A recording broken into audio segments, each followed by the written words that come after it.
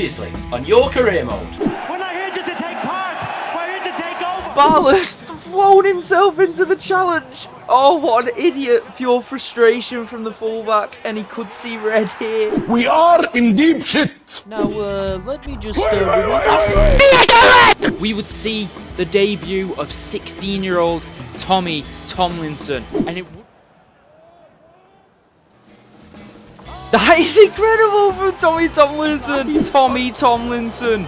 Remember the name. We are back with episode 2 of Your Career Mode. My voice isn't great, but as per Democracy! Tommy Tomlinson makes it straight into the first team, and in place of Aidan Goddard. I'm sure Goddard will be fuming, but the game's the game. Barlett hangs on by a thread as his vote goes to 3-2. Please make sure to vote at the end of each episode, as by the Sunday of the week of release. The votes are added up and you control this career mode. Thank you all once again and enjoy the video. Newport was next for Jonah and Salford, and with Tomlinson in the side, Salford are off to a quick start against Newport. Tommy's showing his abilities as he's skinning the Newport defence alive.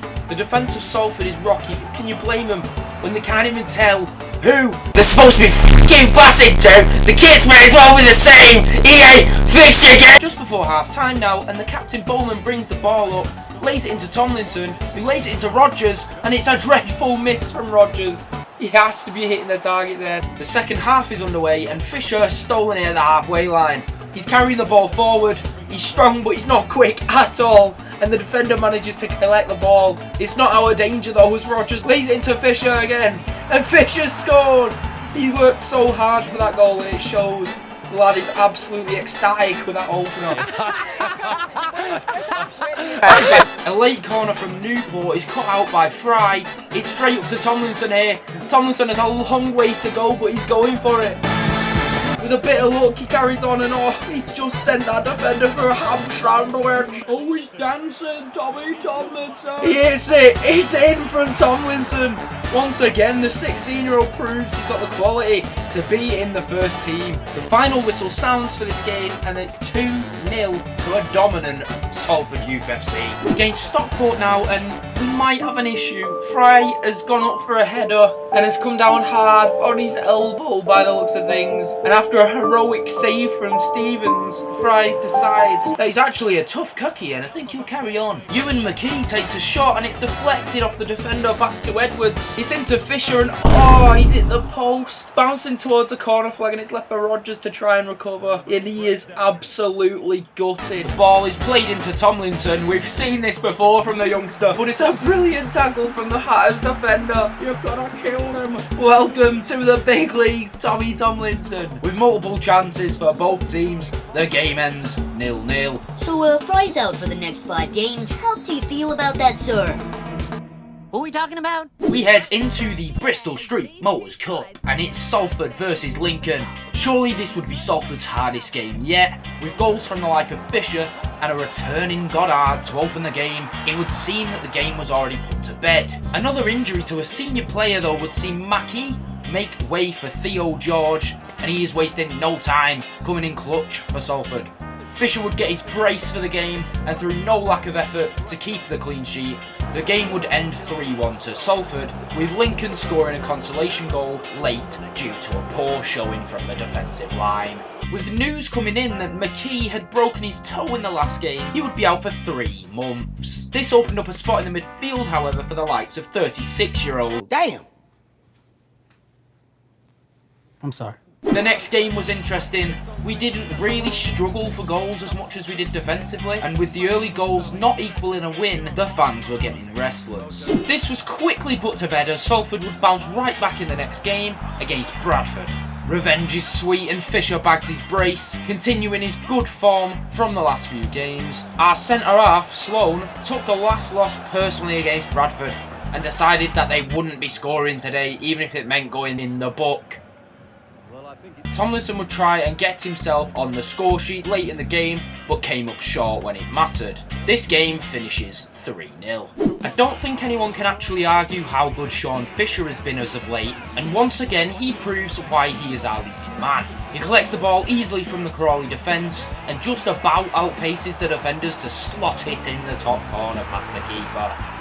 With the 36-year-old struggling for fitness, Jonah would once again look into the youth academy for his next big star. This would come in the form of Jackson Bradley, an exciting young prospect who's hungry to be put into the team. After a brief error from Fry at the back, it's a great save from Stevens. He's truly coming to his own, and that could end up being one of the saves of the season. The Crawley town keeper sees Stevens' efforts and decides he wants some of that. With a great acrobatic save, he keeps the game at 1-0. With a decent debut from Bradley, Salford would come away with the 3 points. The next few games would go as follows. With an amazing goal from Sanderson, we would hold on, getting into the knockout rounds of the Cup.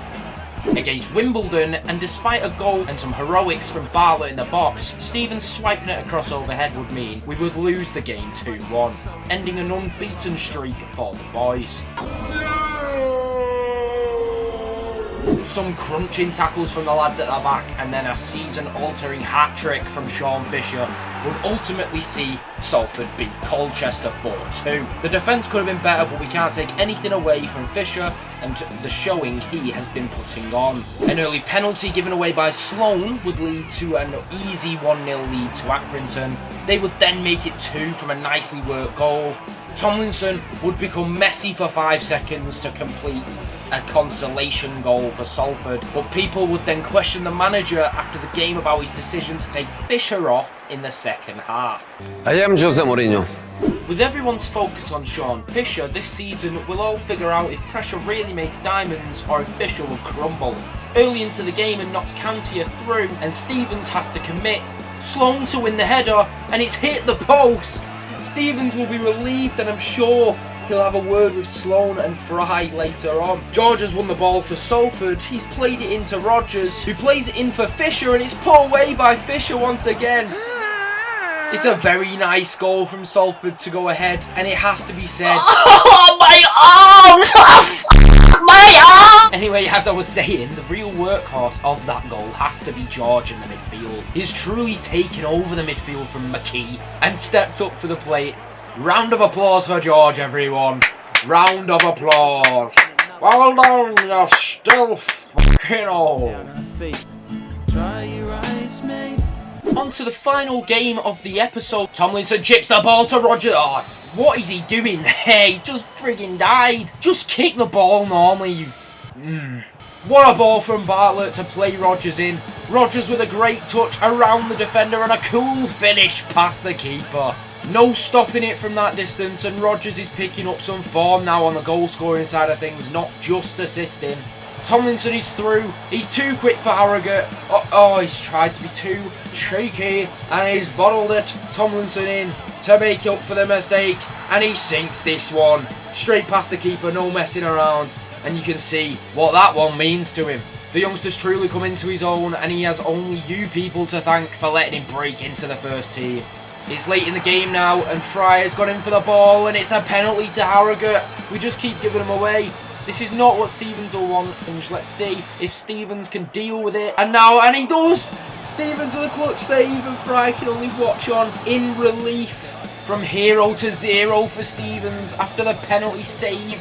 It didn't take long for Harrogate to find not only one, but the equaliser as well. It's the 96th minute. Edwards smashes the ball over to Tomlinson for the counter. Salford are going to do it. They're going for the 3 points late in the game. With what? Tommy? What the f*** was that? And now we get on to the votes for the episode. So the votes going forward are, who is going to be our captain going forward in this career mode? Will it be Bowman, who is our current captain? Fisher, great performance from him this episode. Will it be Stevens, the goalkeeper, struggling a bit for form every now and then? Will it be Sloan, he's given away countless amount of penalties? Or will it be the new man, George, from this episode? He is the elderly spokesperson of the team. January transfers will be coming up in the episode after the next one, so next week's votes will be who will we be signing. That is if you guys vote that we are allowed to make some signings.